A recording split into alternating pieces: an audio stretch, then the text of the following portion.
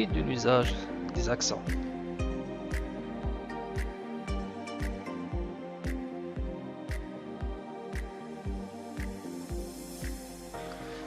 Il y a 3 accents en français. L'accent aigu, qui se trouve uniquement sur le E, l'accent grave, qui se trouve sur le E, le A et le U, l'accent circonflexe, qui porte sur toutes les voyelles, sauf le Y. Première partie. L'accent aigu en français. On utilise l'accent aigu sur la lettre E et se prononce comme un son fermé. Règle 1. On utilise un accent aigu lorsque la voyelle E est la première lettre du mot. Exemple, étable, élection, étendre.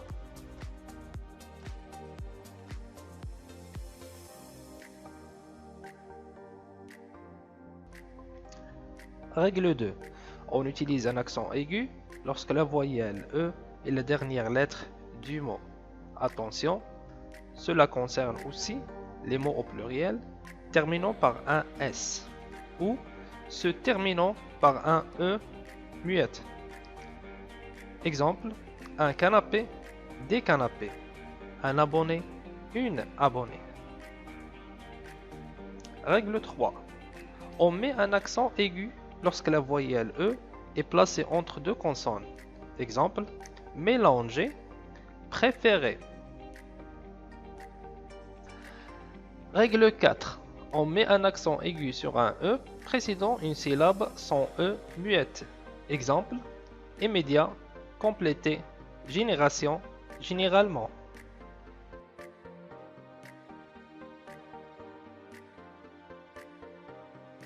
Règle 5. On met un accent aigu sur la dernière lettre des participes passés des verbes du premier groupe et sur le participe passé du verbe être. Exemple, manger, travailler, était.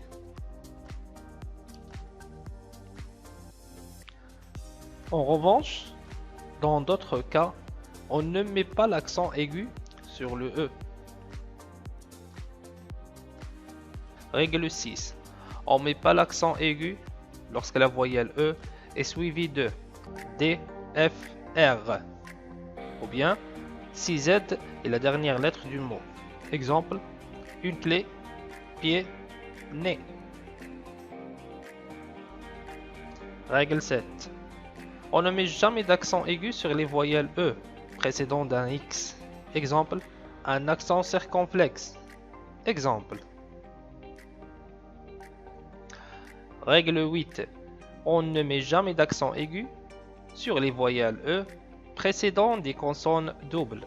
Exemple, une trompette, un appel. La prochaine leçon, l'accent grave et l'accent circonflexe.